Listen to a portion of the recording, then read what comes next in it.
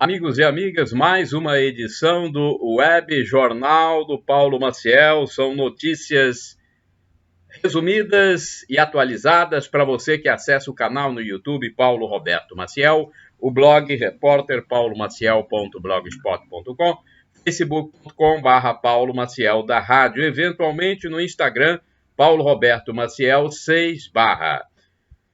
Edição de segunda-feira, 9 de novembro de 2020, do Web Jornal do Paulo Maciel. Santos do dia: Santo Alexandre, Santo Orestes e São Salvador. É a 32ª semana do tempo comum na Igreja Católica Apostólica Romana. A fase da Lua, que começou no dia 8 de novembro, é minguante. Bem, neste dia 9 de novembro, comemora-se o Dia do Manequim, Dia Nacional do Hoteleiro, Dia Internacional contra o Fascismo e o Antissemitismo, e Dia Nacional dos Clubes Esportivos Sociais. Parabéns aí a quem comemora o seu dia nesta segunda-feira. Bem, vamos agora à cotação do café no fechamento dos negócios na última semana, no Centro de Comércio de Café de Vitória. O Arábica Bebida Dura, R$ 468. O Arábica Bebida Rio, R$ 363. O Conilon Bica Corrida tipo 78, R$ 380. No mercado financeiro em São Paulo, o dólar fechou na sexta-feira em queda de 2,74%, uma boa queda no dólar, cotado a R$ 5,39. A Bolsa Brasileira fechou em alta de 0,17%, com o índice Ibovespa totalizando 100.925,11 pontos. 100.925,11 pontos. O salário mínimo vale atualmente R$ 1.045. O salário mínimo por hora, R$ 4,75 e por dia, R$ 34,83. A taxa básica de juros da economia brasileira, fixada pelo Banco Central, a taxa Selic, 2% ao ano. E a inflação, também informada pelo Banco Central, dos últimos 12 meses, 3,14%. Vamos a outras informações. Manchetes do jornal A Tribuna, da capa do jornal, de domingo, 8 de novembro de 2020. Vamos ver o que saiu na capa do jornal impresso, que circula em vários municípios do Espírito Santo e é editado em Vitória. Um jornal com 82 anos, não é isso? 82 anos de existência. AT2, o poder da paciência. Olha, a paciência é uma virtude importante, hein? É muito importante o cidadão, a cidadã, o indivíduo que possui esse dom da paciência, esse valor da paciência. O erro que virou arte de sucesso é outra manchete. Precisamos vencer a exaustão e recuperar a nossa alegria de viver. É uma frase que não tem aqui o autor. Tem que ler o jornal para saber, né? Maioria pretende mudar hábitos após a pandemia, segundo pesquisa. Aumentar o cuidado com a saúde, adotar novos hábitos de alimentação, dedicar mais tempo à família. Estas são prioridades dos entrevistados. Especialistas, o medo do coronavírus criou a necessidade de desacelerar e levou as pessoas a reverem comportamentos. Outra manchete: encontros e reencontros em 10 histórias de amor. Tem aqui uma legenda de fotografia de capa que diz o seguinte: Marcelo e Amanda namoraram na adolescência, mas se separaram e só se reencontraram depois de 10 anos, quando decidiram se casar. AT em família. Especialistas revelam técnicas para ter visual loiro no verão. Mundo digital. Como se proteger dos sequestros de redes sociais. No AT em família. cenário é uma coluna. O primeiro ato de Joe Biden, presidente eleito dos Estados Unidos, deve ser seguido no Brasil, ou seja, unir a nação. Depois tem coluna do Gilmar Ferreira. Contra o Atlético, os olhos vão estar voltados para a defesa do Fla. Espírito Santo, outra manchete. Espírito Santo tem 27 mil empresários da beleza. Dona de salão, Poliana maquia Isabela. É uma foto com essa legenda. Outra manchete, recém-formados vão enfrentar disputa mais difícil por emprego. E mais uma manchete, como fica a relação do Brasil com os Estados Unidos após a vitória de Biden. Agora outra notícia. Acabaram as manchetes, agora vamos a uma notícia que eu não sei se as pessoas já esperavam, mas que nos causa uma certa consternação. E vamos deixar aqui logo a solidariedade a toda a família. Falecimento da intérprete de Manhãs de Setembro. Vanusa. Morreu a cantora Vanusa aos 73 anos. Vamos à notícia da Agência Brasil. A cantora Vanusa faleceu na madrugada deste domingo, dia 8 de novembro de 2020, na casa de repouso em Santos, São Paulo, onde estava morando há mais de 2 anos. Por meio de nota, a assessoria de imprensa da artista disse que um enfermeiro percebeu que Vanusa estava sem batimentos cardíacos por volta das 5h30 da manhã. Imediatamente chamaram uma unidade móvel de pronto atendimento, UPA, que constatou insuficiência respiratória como a causa da morte. Segundo a assessoria, Vanusa, no dia anterior, teve um momento muito feliz com a visita de Amanda, a filha mais velha. Ela teria cantado, brincado e rido. E se alimentou bem. Nos últimos anos, a cantora teve depressão e ficou muito debilitada devido a problemas gerados pelo uso de medicamentos tarja preta em excesso. De agosto a setembro deste ano, esteve internada no complexo hospitalar dos Estivadores. O filho caçula, Rafael Vanucci, viajou para São Paulo a fim de tratar dos trâmites do enterro.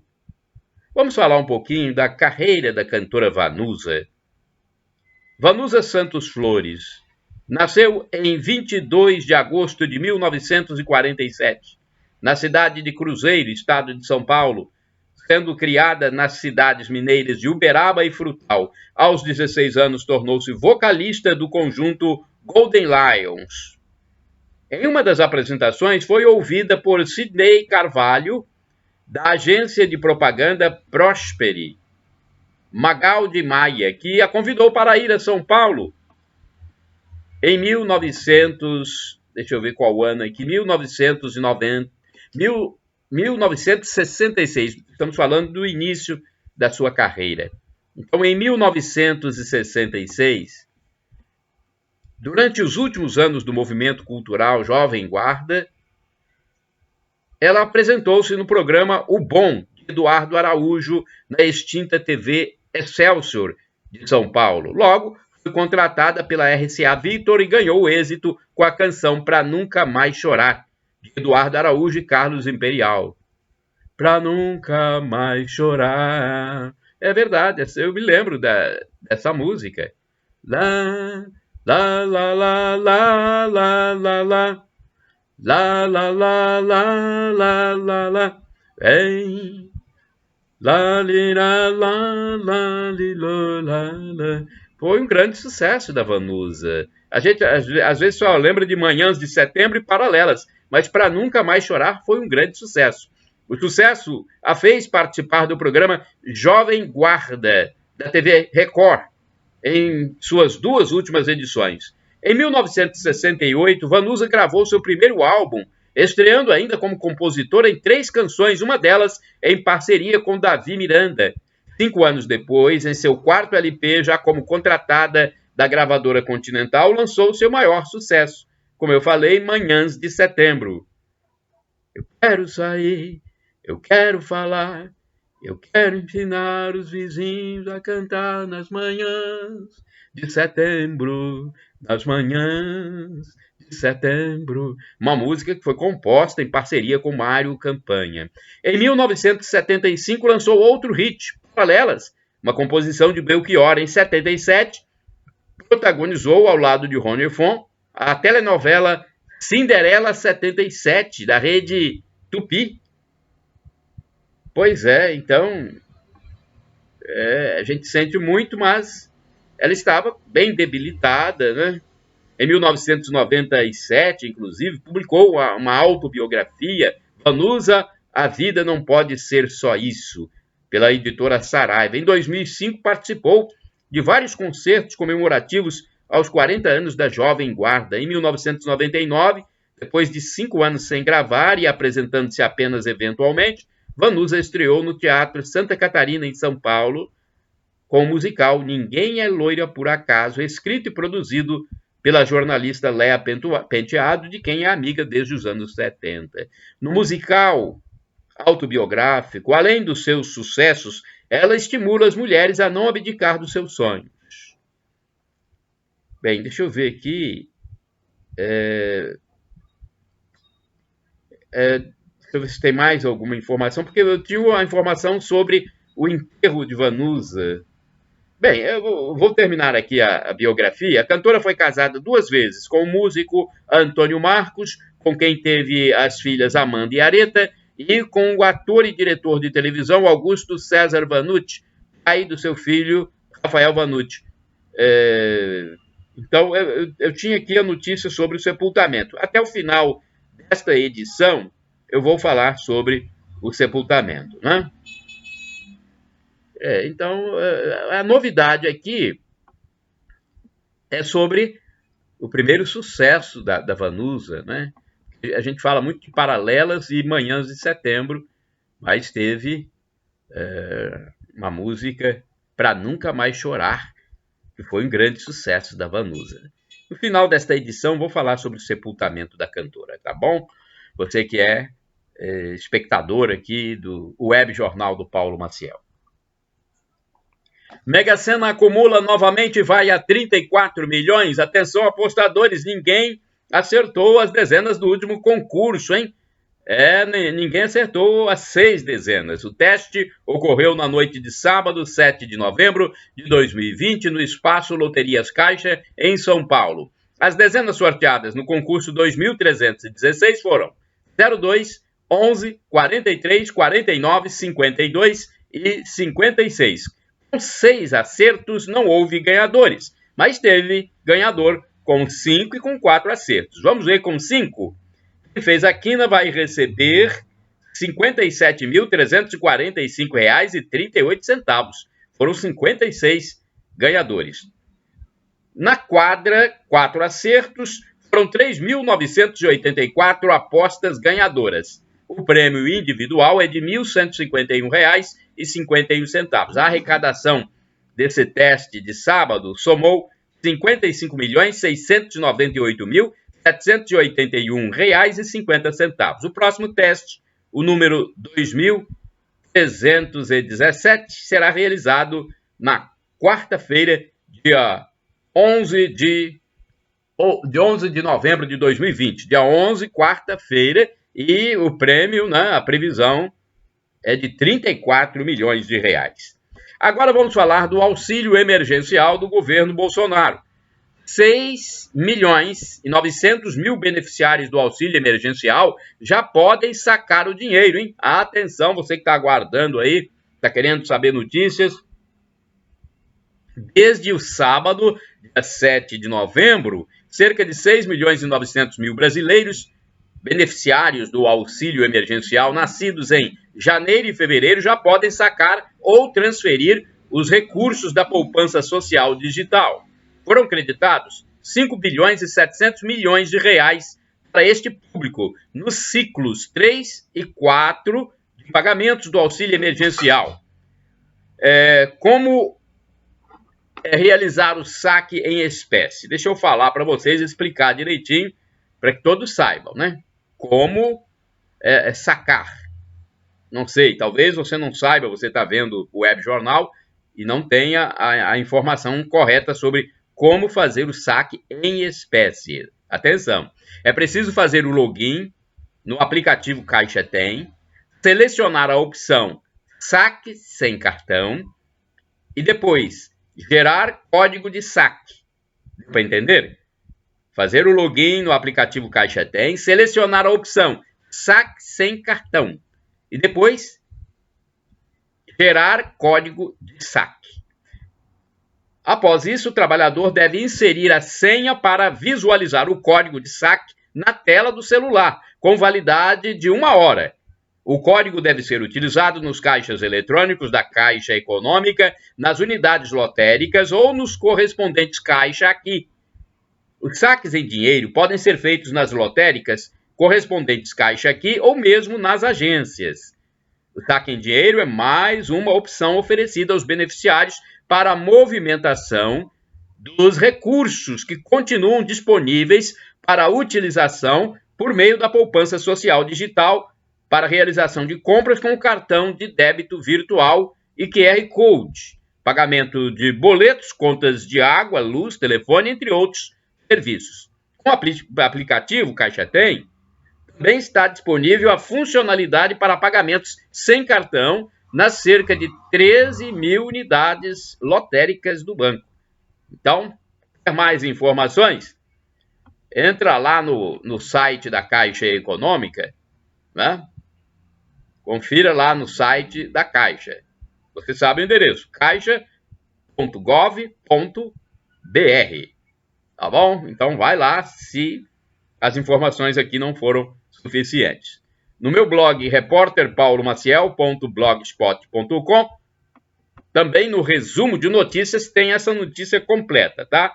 Procure lá, resumo de notícias de 9 de novembro de 2020, tem essa notícia completa. Escrita, você pode copiar, aí fica mais fácil, né? Olha, vamos falar sobre emprego?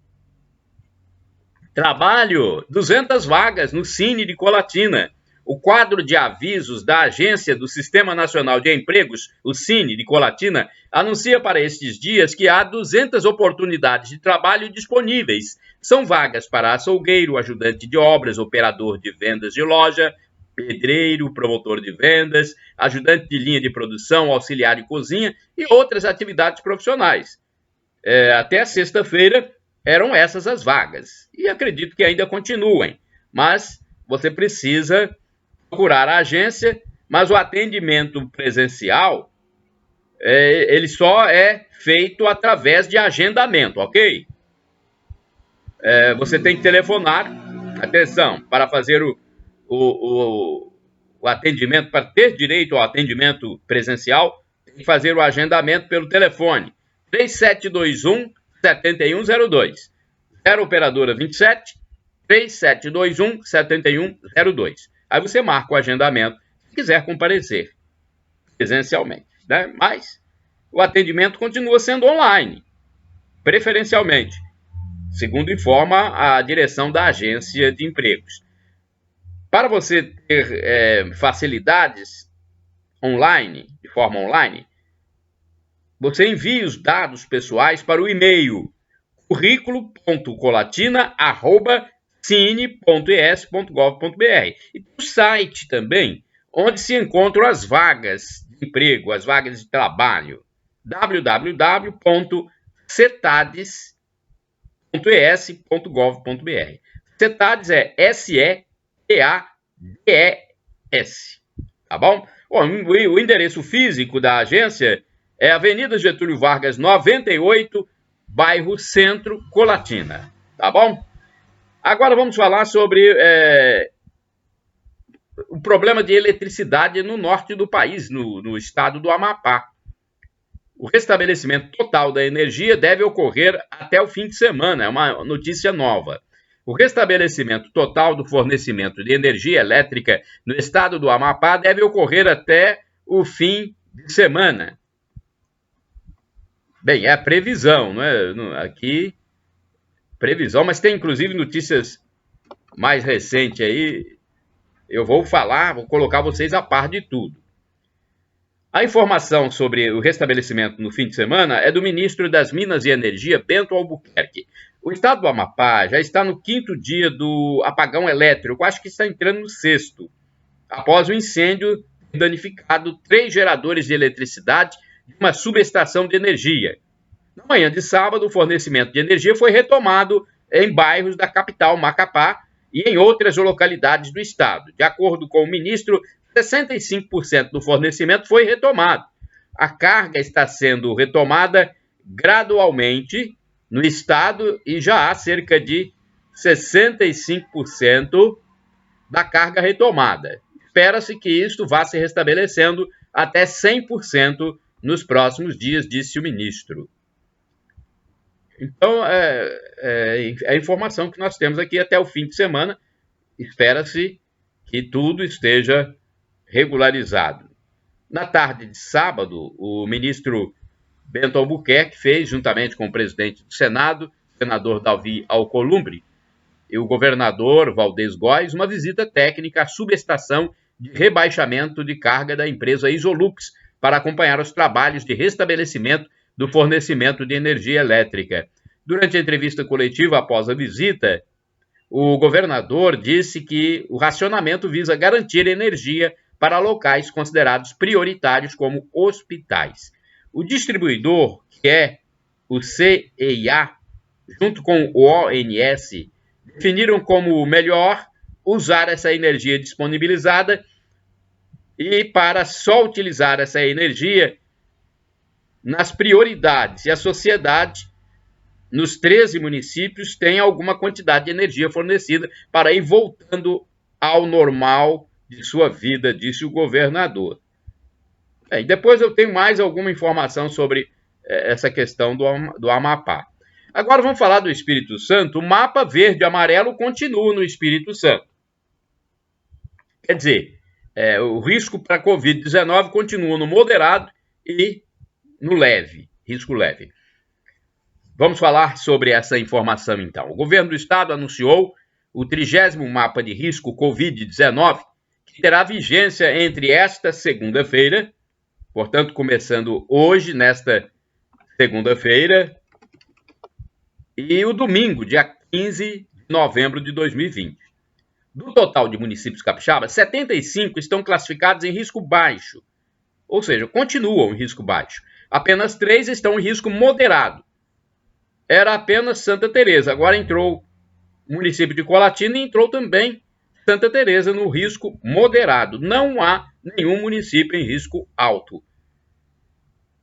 Portanto, há modificações para quando o município passa para o moderado. Vamos ver, algumas restrições podem acontecer então em Santa Teresa e Colatina por causa do risco moderado, né, deixando o risco baixo. Vacinas em desenvolvimento contra o novo coronavírus. Olha, às vezes as pessoas ficam querendo saber de vacina. Não há vacina pronta ainda, gente. Não há. São vacinas em desenvolvimento. Estão sendo testadas. Um grupo de 10 vacinas contra a Covid-19 atinge fase 3 em estudos clínicos. As vacinas contra a Covid-19 estão sendo desenvolvidas em velocidade sem precedentes. E além da rapidez, os projetos em andamento buscam comprovar a eficácia e a segurança de tecnologias inéditas, que futuramente podem modernizar outras vacinas já em uso no mundo. Segundo a Organização Mundial da Saúde, OMS, entre as quase 200 propostas de vacinas em testes, 44 chegaram à fase de experimentação em humanos, chamada de estudos clínicos. Dessas, um grupo de 10 vacinas, 10 projetos, atinge a fase 3 de estudos, em que dezenas de milhares de voluntários são recrutados para comprovar se a vacina é mesmo capaz de proteger sem causar danos à saúde. Por ainda apresentar grande circulação do vírus, o que acelera as pesquisas, o Brasil tem sediado alguns desses testes com milhares de participantes. Receberam autorização para experimentos de larga escala no Brasil as vacinas desenvolvidas pelos laboratórios AstraZeneca Oxford, Sinovac, Janssen e Pfizer-BioNTech Fosun Pharma.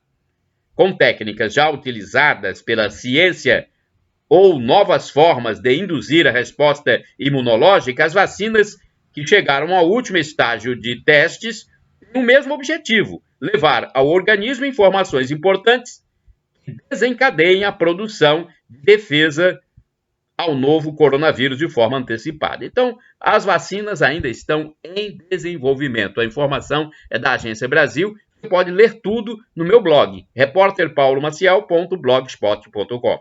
Agora vamos falar de eleições 2020, pois as eleições municipais para prefeito, vice-prefeito e vereadores acontecerão no Brasil no próximo domingo, dia 15. Pois é, no domingo, dia 15, será o dia das eleições.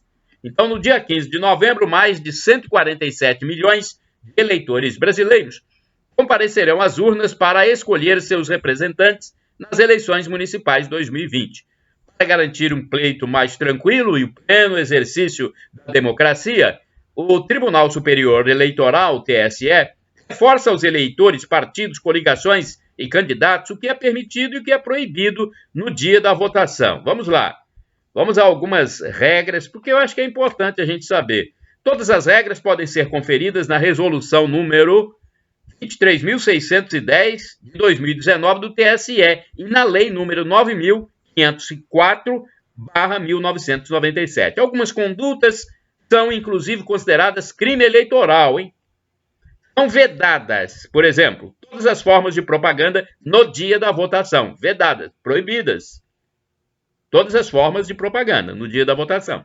Devido à pandemia da Covid-19, será obrigatório o uso de máscara para que o eleitor possa entrar e permanecer na sessão eleitoral conforme determinado no Plano de Segurança Sanitária para as eleições municipais de 2020. Bem, vamos ver o que pode, porque a gente fala do que é proibido, tem também permissões. É permitida a manifestação individual e silenciosa da preferência do eleitor por partido político, coligação ou candidato, revelada exclusivamente pelo uso de bandeiras, broches, dísticos, adesivos e camisetas. O eleitor ainda pode levar para a cabine de votação uma cola, um lembrete, com os números dos candidatos escolhidos, para agilizar a votação, né? A legislação também permite a manutenção da propaganda que tenha sido divulgada na internet antes do dia da eleição. Por fim, é permitido que nos crachás dos fiscais partidários, nos trabalhos de votação, só constem o nome e a sigla do partido político ou da coligação a que sirvam, sendo vedada a padronização do vestuário. Olha, o que não pode, segundo a legislação eleitoral, no dia da votação é proibida a divulgação de qualquer espécie de propaganda de partidos políticos ou de seus candidatos. Também são vedados até o término do horário de votação, com ou sem utilização de veículos, aglomeração de pessoas portando vestuário padronizado ou instrumentos de propaganda, caracterização de manifestação coletiva e ou ruidosa, abordagem, aliciamento, utilização de métodos de persuasão ou convencimento e distribuição de camisetas.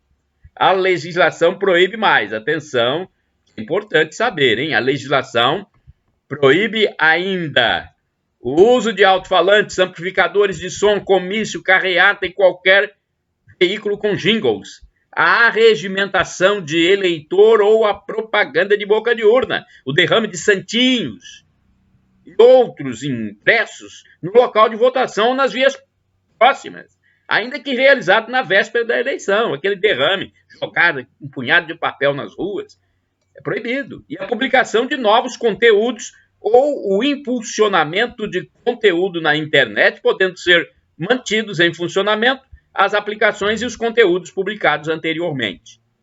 Aos servidores da Justiça Eleitoral, aos mesários e aos escrutinadores é vedado o uso de vestuário ou objeto que contenha qualquer propaganda de partido político, de coligação e do candidato, no recinto das sessões eleitorais e juntas apuradoras. Então, é preciso tomar cuidado aí no dia da eleição para não ter problema, hein? Tá? As denúncias de irregularidades e crimes eleitorais podem ser feitas pelo aplicativo Pardal, criado pela Justiça Eleitoral, ou então encaminhadas diretamente ao Ministério Público. No dia da votação, os juízes eleitorais e os presidentes de sessão exercem poder de polícia, podendo tomar as providências necessárias para cessar qualquer irregularidade e inibir práticas ilegais dos candidatos e dos eleitores, ok? A notícia completa está no meu blog, repórterpaulomaciel.blogspot.com. Bem, deixa eu falar agora, voltar àquele assunto do Amapá, estado do norte que passa por problemas de falta de energia devido ao incêndio nas sedes da concessionária, né? Vamos falar um pouquinho mais a respeito deste assunto.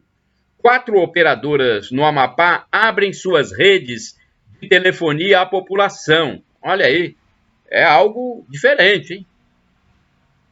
Operadoras abrindo suas redes de telefonia para a população. O objetivo é facilitar o acesso a serviços da internet e telefone. As operadoras Claro, Oi, TIM e Vivo abriram suas redes de telefonia em roaming no Amapá para facilitar o acesso da população aos serviços de telefonia e internet.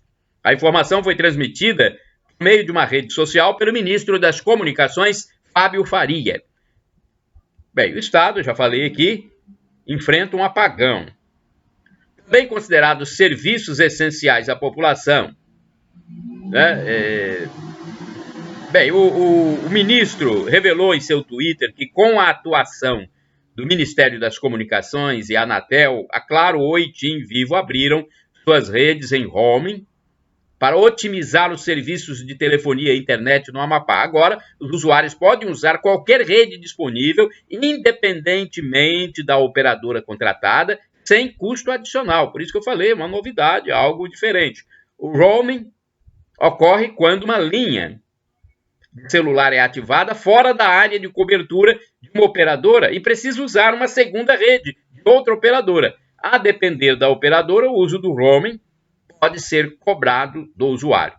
Desde o apagão, diversos serviços de comunicação têm funcionado de forma precária no Amapá, a exemplo das redes de telefonia fixa, móvel e de internet. Então, houve uma liberação aí por parte das operadoras. Enquanto isso, a Justiça Federal do Amapá determinou na noite de sábado que a empresa multinacional Isolux restabeleça o fornecimento de energia elétrica em todo o estado no prazo de 3 dias. A decisão é da primeira instância, um juiz que tomou essa medida, é o juiz João Bosco da Costa Soares da Silva, fixou até multa de 15 milhões em caso de descumprimento. Então, é uma decisão de primeira instância, eu não sei se a empresa já recorreu, mas é uma informação sobre esse problema que ocorreu no estado do Amapá. Agora, mais um luto, eu falei do luto, por causa da morte da cantora Vanusa, que morreu aos 73 anos de idade.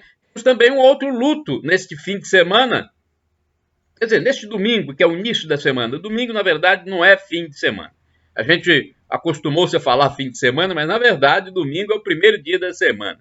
É o luto no motociclismo. O piloto Matheus Barbosa morreu após um grave acidente de moto em Interlagos. Então, vamos transmitir essa notícia para vocês, para que todos fiquem informados sobre o que aconteceu. Domingo de luto no motociclismo nacional. Morreu neste domingo, 8 de novembro de 2020, o piloto Matheus Barbosa, de 23 anos, natural de Anápolis, Goiás, após um grave acidente no Autódromo de Interlagos, em São Paulo, durante a 5ª etapa do Superbike Brasil, a principal categoria de motovelocidade do país. Puxa vida. Matheus perdeu o controle da moto na curva da junção, bateu direto no muro a toda velocidade. Ele chegou a ser atendido pela equipe médica na pista, mas não resistiu. Após o acidente, a bandeira vermelha foi acionada. Os organizadores encerraram a corrida e cancelaram as demais provas programadas para o domingo em Interlagos. Em comunicado no site oficial do Superbike Brasil, a organização do evento se refere ao piloto da seguinte forma: Matheus era um piloto altamente experiente, com títulos em sua carreira, entre eles campeão brasileiro da Super Sport. Possuía todas as credenciais necessárias como piloto e atendia todos os rígidos protocolos de segurança em vigor. Dentre os mais de 350 pilotos do campeonato, Matheus contava, entre outras características psicológicas, com mais rápido índice de resposta e reflexo, atestado pelos exames psicotécnicos anuais, semelhantes aos realizados na avaliação comercial civil. A morte do piloto goianiense deve reacender as críticas quanto à segurança de Interlagos para a realização de provas de motovelocidade. Há pouco mais de um ano, outros 2 acidentes vitimaram os pilotos Maurício Linguiça Padulete e Danilo Berto, o primeiro em abril e o outro em maio de 2019. O campeonato chegou a ser suspenso, mas foi retomado em agosto, após a adoção de procedimentos mais rígidos de segurança. A informação é da Agência Brasil. Bem, vamos finalizar agora o nosso web jornal do Paulo Maciel desta segunda-feira, 9 de novembro de 2020, falando sobre o velório e o enterro de Vanusa. Primeiro, nossos sentimentos ao Matheus, à família do Matheus, do motociclista que morreu, e agora também, mais uma vez, nossos sentimentos à família da Vanusa. O velório e enterro da cantora Vanusa acontecerão em São Paulo. Velório e sepultamento, então, estão marcados para esta segunda-feira, 9 de novembro de 2020. A cantora morreu aos 73 anos de idade por insuficiência respiratória. Entre as pessoas que lamentaram a morte de Vanusa estão Rita Cadillac e Ângela Rorô. Vários outros artistas também, mas é uma citação aqui de 2 pessoas conhecidas, né, do meio artístico. Chegamos ao final, então, do nosso web jornal do Paulo Maciel, edição desta segunda-feira, 9 de novembro de 2020, dia de Santo Alexandre, Santo Oreste e São Salvador. Dia do Manequim, Dia Nacional do Hoteleiro, Dia Internacional contra o Fascismo e o Antissemitismo e Dia Nacional dos Clubes Esportivos Sociais. Shalom Adonai é uma expressão hebraica que significa a paz do Senhor, a paz de Jesus Cristo, a paz de Deus para todos vocês. El Shaddai, também do hebraico, significa Deus onipotente, Deus todo-poderoso. Ele proverá, acredite. E do aramaico, eu clamo, Maranatá, vinde, Senhor Jesus. Um dia ele vai voltar, hein? Esteja pronto, arrependa-se diariamente dos seus pecados, peça perdão a Deus, pratique a fé, esperança e amor e acredite que Jesus é Deus no mistério da Santíssima Trindade, que é Pai, Filho e Espírito Santo. E quando ele voltar, se você for absolvido da sua vida aqui na terra, será levado para o paraíso, algo que não dá para falar em palavras humanas. É inefável, não tem palavras para expressar como será o paraíso. Não sabemos, não temos palavras. O que diz o apóstolo São Paulo é o seguinte: o sofrimento, a turbulência de agora nem se compara com a glória futura que será revelada em nós, quando tivermos os nossos corpos glorificados. Viveremos como anjos, junto com Maria Santíssima, São José, São Paulo Apóstolo, São Pedro, São João, São Judas Tadeu, Santa Madre Teresa de Calcutá, Santa Irmã Dulce, Santa Madre Paulina, Santo Antônio. Nossa, não tem como a gente definir uma situação dessa. Será a felicidade em plenitude na atemporalidade. Não haverá mais tempo, espaço. Vai ser para sempre. Shalom. A paz para todos vocês. Shalom Adonai. A paz de Deus.